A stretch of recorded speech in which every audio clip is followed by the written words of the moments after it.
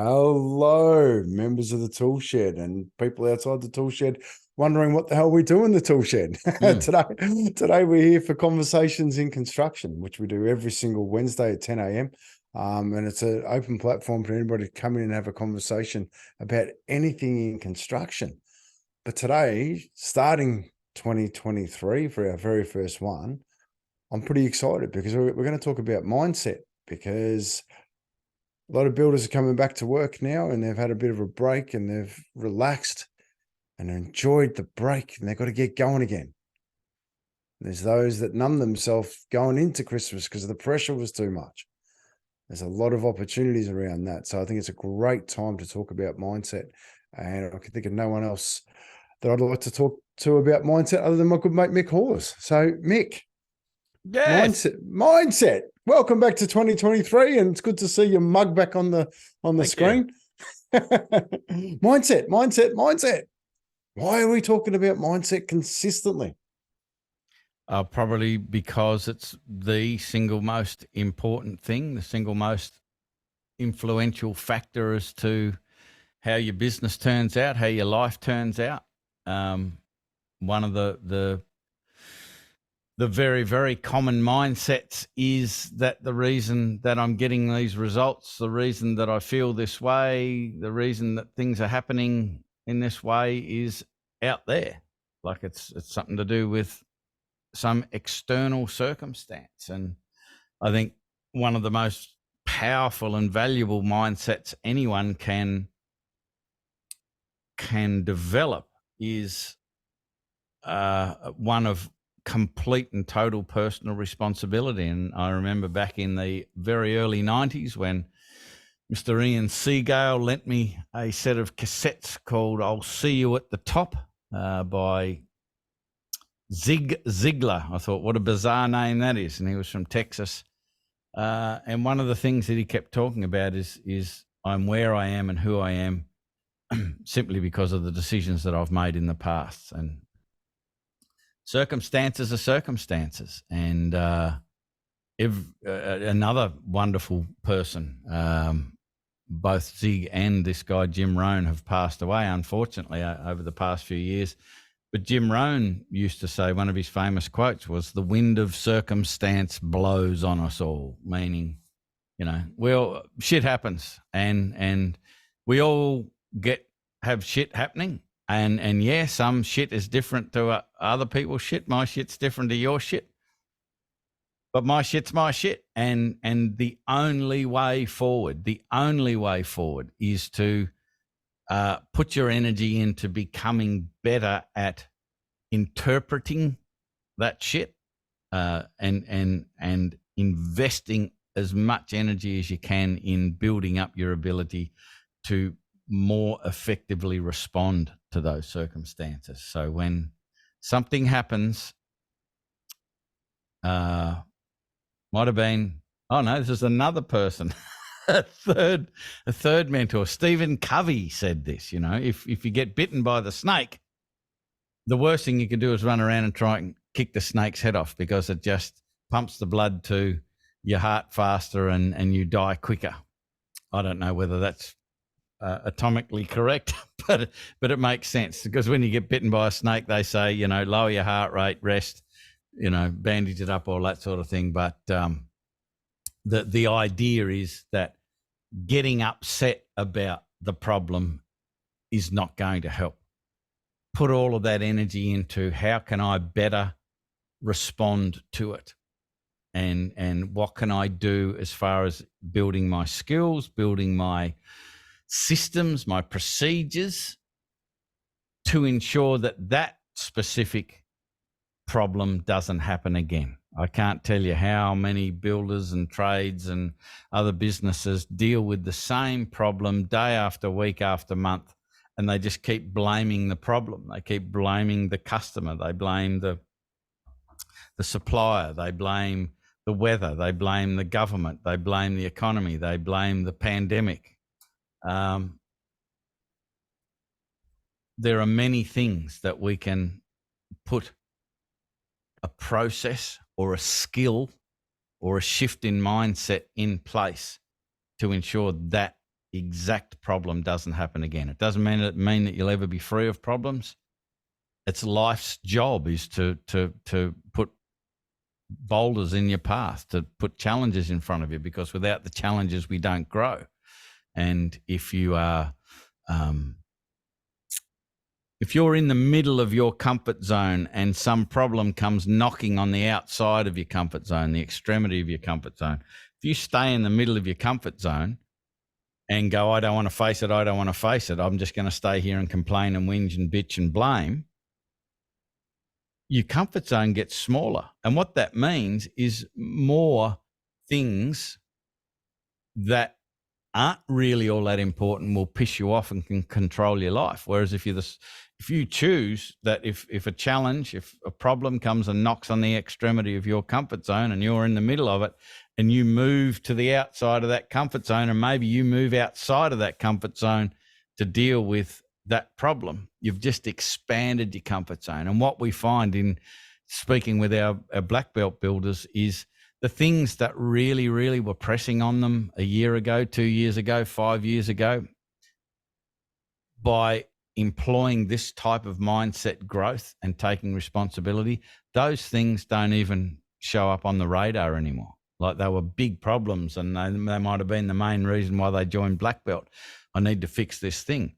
And they look back at that thing now and they go, they can't actually remember why it was a problem, because it's just so far off the radar now and so far inside the comfort zone. Those things might still be happening, but they're that far inside the comfort zone because their comfort zone's expanded. They don't press upon them at all. So I don't know whether that answers the question, but that's one of the reasons why I think mindset's important, is because it kind of determines everything. So. Yeah, and it's not just your business life; it's No. your personal life. I mean, like, Yep. it's one thing that we talk about a lot in here, like your business, running that well and being able to deal with the issues that come up with business, the boulders that happen in life, that actually affects your family. It affects the reasons why you have a business. It affects the reasons why you go to work. And mindset inside your business carries on to so many other levels. And one of the things that impresses me most about the builders inside Black Belt, like we do the Monday Mash where we sit down and talk about things, is their strength outside of building. They're all involved in different communities, supporting different things. Their mindset to dealing with the issues inside fishing clubs, inside caravanning clubs, inside, running gyms. It helps with so many other parts of their life. So mindset for me is something that, well, I was lucky enough to be taught by you about mindset. They often talk about what's the opportunity when I get a problem, and everyone goes, what are you talking about? Well, it's an opportunity for me to grow right now. It's an opportunity for me to embrace the problem, tackle it, see what I've got to do for me to learn more about this issue so that I can get through that, get over that boulder. And they don't seem to get any smaller as life goes on. No. But that's an interesting concept for many people when we explain the comfort zone, and it's life's job to put challenge in front of you. And then you help them to understand, for life to do its job, as you grow, life is going to need to put a bigger boulder in front of you than it did last month. Yeah. And many people go, shit, I don't want to sign up for that. Like, I don't like the problems I've got now. And the issue with that is the mindset around that at some stage, everything will be fine. It's never, ever going to happen. No. And if you waste energy in wishing things would stop, wishing things would go away, it's a complete waste of energy. You need to put that energy into becoming better. And yeah, that is part of the contract. When you sign up for this way of thinking and doing life, you will get bigger challenges. But the interesting thing is that they don't seem that they if you're at this level and someone's talking to you about their problem and they've done a fair bit of work on themselves, it'll freak you out. But that person might be sort of here, so that the seemingly huge problem is only just outside of their comfort zone. So to them, it's not a huge problem. You know, I always was inspired by reading, and I just watched a multi-part documentary on Sir Richard Branson and about, you know, starting all of his different businesses and what he's done. And he's just a friggin' legend. No matter which way you cut it, the guy is a legend. And the things that he dealt with and the pressure he must have been under, like particularly when he was just trying to get Virgin, no pun intended, airlines off the ground, the dirty tricks and the pressure and the potential to lose everything in a moment that was placed on him by British Airways was just phenomenal.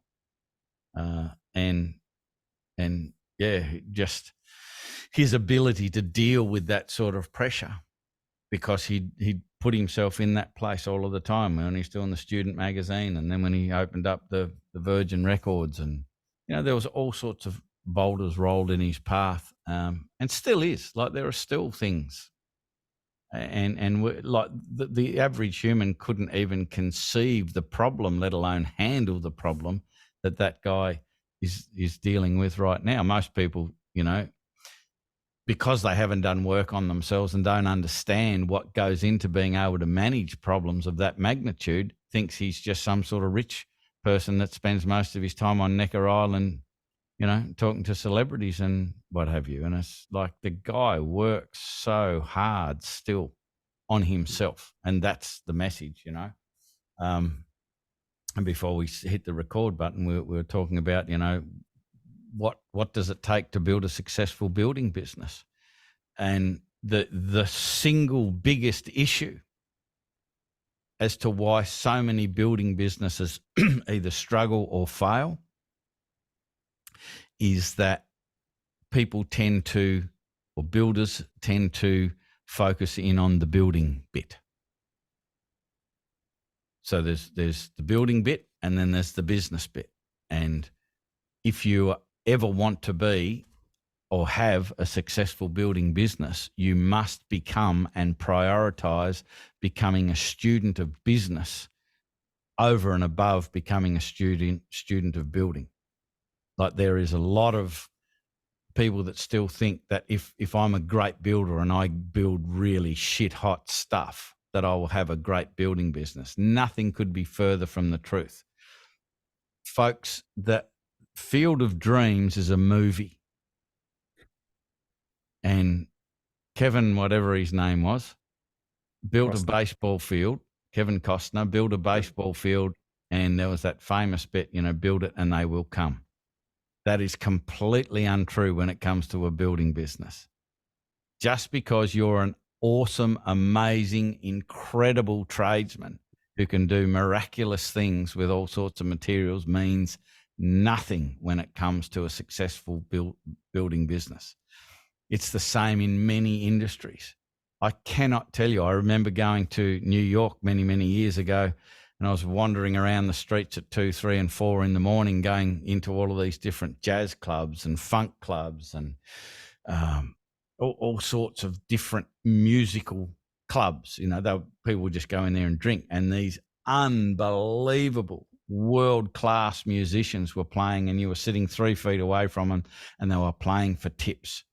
And I was out on the streets, and I'd you know, over a few nights, I'd see these musicians walking from club to club, and they're playing all through the morning. Like, they probably play 6 to 8 hours in a, you know, from late in the evening to early in the morning at different clubs, and they're playing for tips.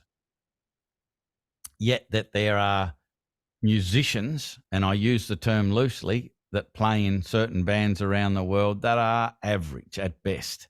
Yet they are multi-billionaires because of they understand, or they've surrounded themselves with people who understand the business side of things. So in the E-Myth Revisited, get yourself a copy by Michael Gerber. He says the single biggest contributor to business failure, small business failure, is this fatal assumption. And he says the assumption is this: because I am good at doing the technical work, so I'm a great hairdresser or I'm a great motor mechanic, I will have a great hairdressing or motor mechanic business. And he says that one assumption, it contributes to the majority of business failure. And so please understand, you've got to be good at what you do. Like I don't want to encourage people to be a dodgy builder, dodgy brothers. Be a great tradesperson, but you've got to prioritize business acumen above that. You look like you're thinking and are about to say something. I'm definitely thinking and about to say something, because like, if you think about it, right, to be a great tradesman, you had to really focus on being a great tradesman. You had to really, make sure your tools are sharp, make sure, you're doing things well. You're focusing on that project. From going from a tradesman to a business, you got to really focus on business. You have to use the same thought patterns and learning ability that made you the great tradesman to become the great businessman. And, to become a great tradesman, you've generally got good mentors in your pocket. You've generally got someone who's teaching. Well, you have to have someone to teach you to be a good tradesman. So who's in your corner as a business owner? Who's in your corner? And that's part of the mindset that we keep talking about, right? Because that growth mindset, you continue that growth mindset in through your business, it's going to give you the better opportunity to succeed, not just in business, but in other parts of life. And I think that for me, just the penny just dropped on that. So many people, they spend the time and they become this great tradesman and they stop learning. I think that's an opportunity right there. Yeah. And I think the worst part about that is when you first start in your trade and you're passionate about your trade, it's not just a means to an end to get a paycheck. There are a few people like that, but then there are people who really care about their ability and their skill. Yeah. When they start to improve and put time and effort into becoming better and better and better, you're right, that mindset then needs to transfer to business acumen, and you can be the best tradesperson in the world, and in the E-Myth Revisited, there's this wonderful story, and I don't want it to be the story for carpenters who become builders, and that is this Michael Gerber's talking to this lady who has got a cake shop where she bakes cakes, and he's talking to her and she's in tears and she hates the business, and she has to get up early in the morning to bake the cakes and then work in the shop and then clean up and then do all of the paperwork and then get up early in the morning again, and it's stolen her life. But how she got to that point was when she was a child, she used to love her grandma and used to love the baking experience with her grandma, and her grandma was a great baker and passed on the skills to her, and she just became a great baker, and all of her friends that tasted her cakes would say, geez, you ought to sell this, like they are incredible, they're amazing. So she started to sell them and thought, this is great, I've got a business now that's wrapped around my passion. But what Michael Gerber observed is she was an amazing technician, but had no skill and didn't refine her skill, her mindsets, her philosophy, the systems and procedures around business. So that happens all the time in a building business. A great carpenter may be working under another great carpenter, but a lousy business person, and because their boss is a lousy business person, that carpenter doesn't get a great experience, sees problems that the customers experience, and poor systems and procedures and rework and mistakes and costs and all of that sort of stuff, and goes, shit, I could do it better than this bloke, and I'm a good tradesman, I'll go into my own business. And they prioritize the skill over, like the skill of building over the skill and mindset of being a business person. Because I think perhaps sometimes people go, but I love being on the tools. So that's the activity that they prioritize. And maybe in their mind, they think that if I prioritize how to build a business and I become a business person, I lose out on being able to be on the tools. And that's totally wrong. It's completely wrong.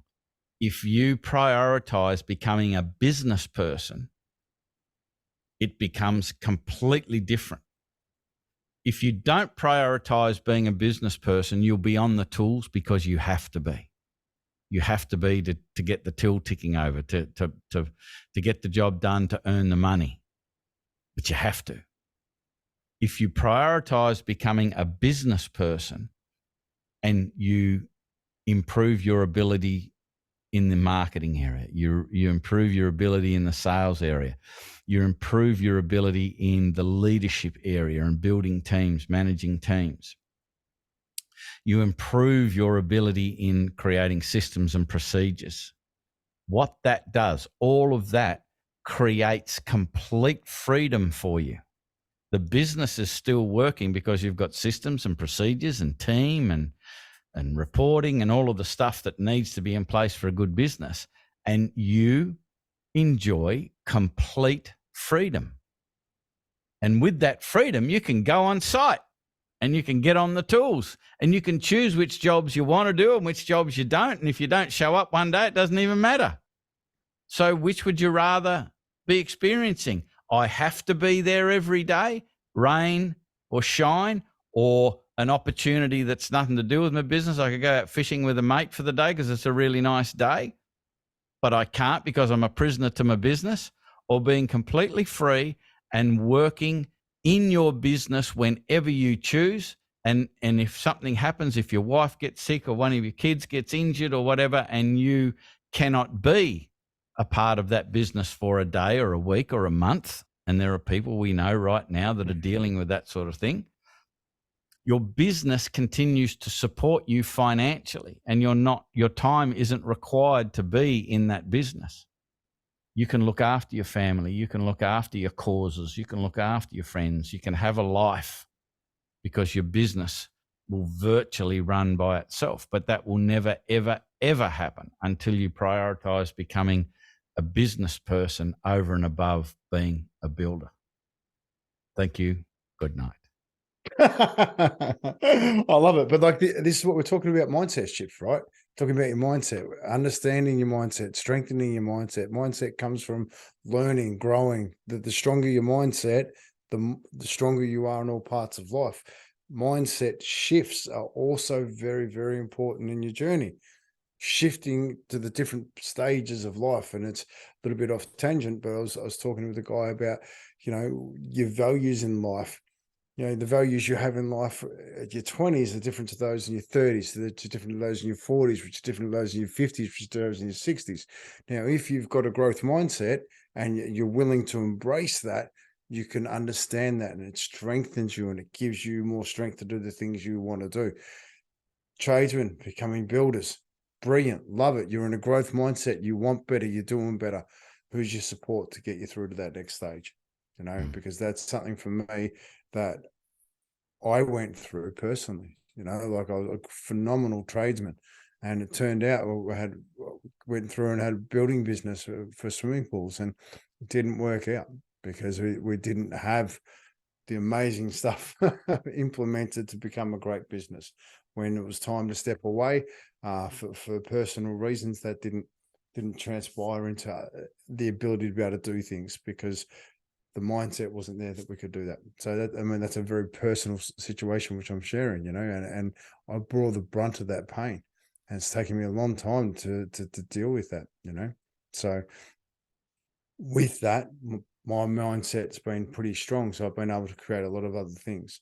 So, but yeah, that's a conversation for another day, probably, Mick, because we will go well into the 40 odd minutes. But I encourage everybody from personal experience that knowing that you're a great tradesman is one thing, and the ability it took you to get to that great tradesman, that learning, that wanting to do that, if you can carry that through into your business, you'll be in a great place. Yeah, I think that there's also a roadblock with many people just in the whole getting help and getting a coach or whatever. They think they feel that they should be able to do it themselves. But, I did a podcast yesterday talking about, Katie Chris Marley Marshall contributes to the podcast Inside the Tool Shed, and she's a profit first professional. Steph Campanella is an expert in marketing and specializes in trades businesses. And it doesn't make sense to me, because I honestly don't know of two more important parts of the business. Like if you've got a good marketing strategy, which is quite difficult these days, you end up with good quality prospects, which become good quality customers, which just eliminates a massive raft of problems that many builders or trades businesses deal with. So to me, that's super important. The other thing is, obviously you're doing the business to become financially successful. And if you're not implementing profit first, you're just an idiot. I can't put a finer point on it. If you're not using profit first today and you knew about it, if you didn't know about it, I'm going to give you a pass. But now you know about it, you need to go out and read about it and engage a profit first professional. Angus Morrison is one of our profit first professionals. He just put a really great article in the Tool Shed yesterday about some issues that you could avoid if you read his article about superannuation and the ATO. So he's keeping us up to date with that. Katie Chris Marley Marshall is another one of our profit first professionals in the Tool Shed. She wrote Profit First for Tradies. So she's modified the whole profit first system for a trades-based business, because it doesn't work in its natural form, because it's an American philosophy and it works on an American tax system. Our tax system's different. She's modified it, fixed it, perfect. But my coach taught me some years ago, whenever you're trying to overcome a challenge and fix a problem, whatever, he always would say, ask who, not how. Because if you ask how, it's going to take time. You got to find someone or something to teach you how. That's going to take time, which also costs money. Generally, the how will require some sort of investment. You need to get a bit of software or this or that or the other. So it costs you both time and money. If you ask who can do it, it just costs you money, because that person's already an expert. They got the gear. They've already done it. They do it in about a tenth of the time you do it, and about 5 times better than you'd ever do it. And you go, yeah, but it costs me money. I'll guarantee you doing it the other way and doing it yourself will cost you more.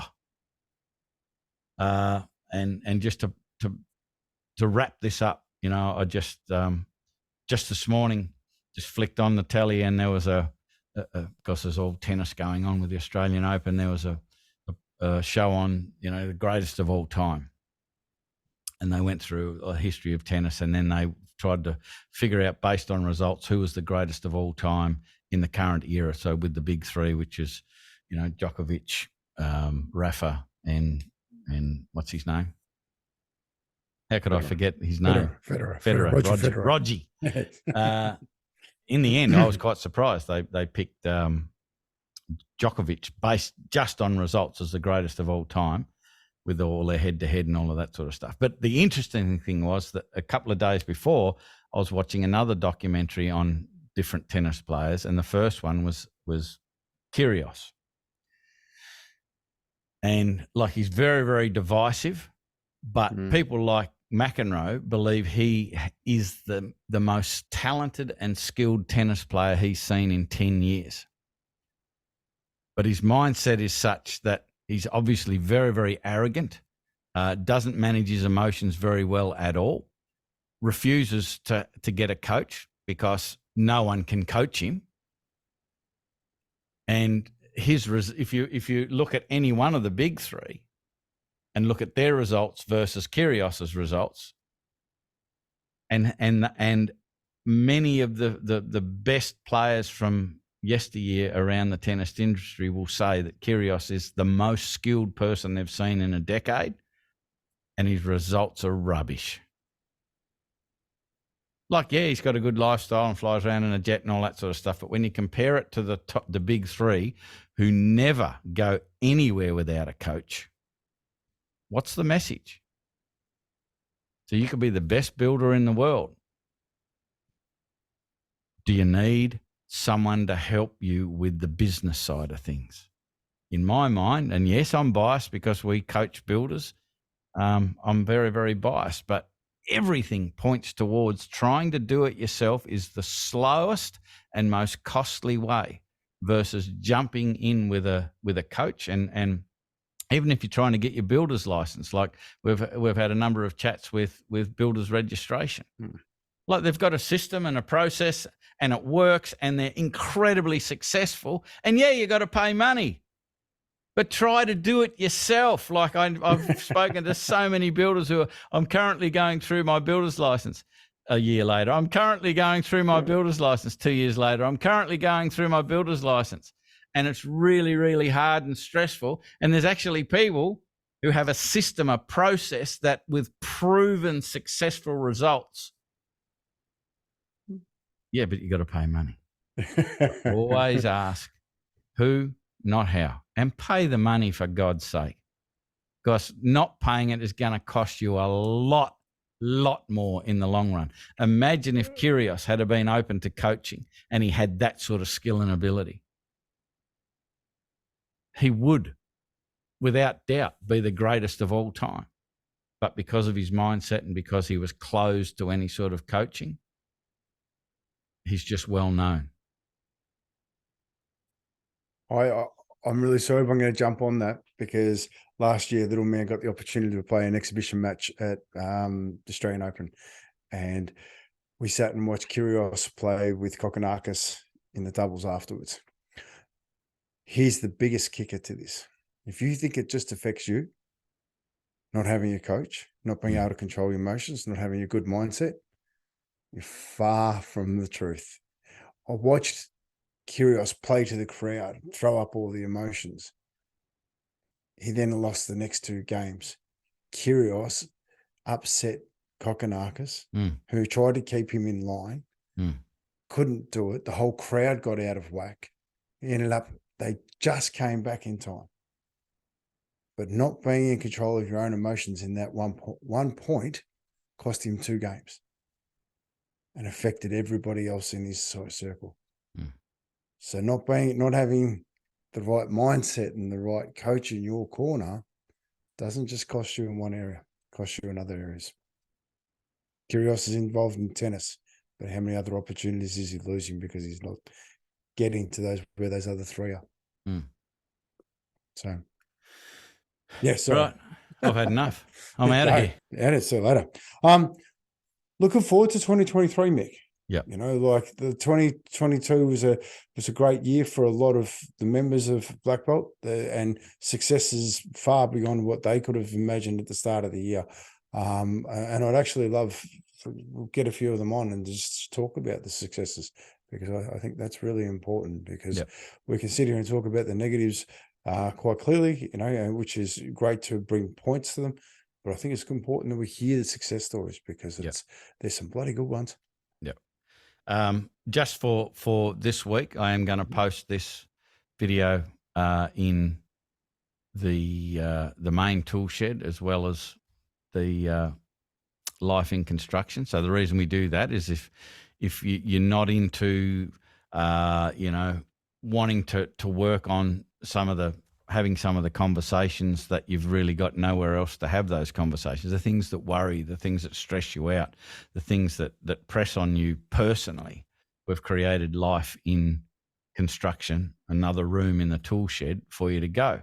If that's not your go, you don't have to join that, and you won't get the notifications and all of that sort of stuff. But if you want to join in a conversation every week or every few weeks, we're going to be there every week, 10 o'clock on a Wednesday morning. That's basically Sydney time, so it'll change when daylight saving changes and all that sort of stuff. And we'd love you to come in, click on the event, RSVP to it, so we know you're going to be there. Even if you want to ask a question when you RSVP, so we will make sure that we address that in that conversation. we can do that as well. And you can be part of that conversation, or you can watch the replay, or however you want to do it. But I'll put this video in the main tool shed just so other people who aren't in life in construction become aware that it exists. And if they want to join, like, there's no cost to join. It's free. You just got to click on it, request access, bang, you're in. Away you go. And the reason you'll do that is if you want notifications about the things that are happening in that space. If you're not interested in it, well, don't join, and you won't get bugged by notifications. I think that's all I'm going to say. And hopefully we'll see you in Life in Constructions on one of our Conversations in Construction Wednesday conversations. Look forward to having people in here joining us. You know, there's nothing that people can't ask us. So on so many different levels. So thank you guys. Thanks, Mick. Let's get this year rolling. Righto. Talk to you next week. Ciao.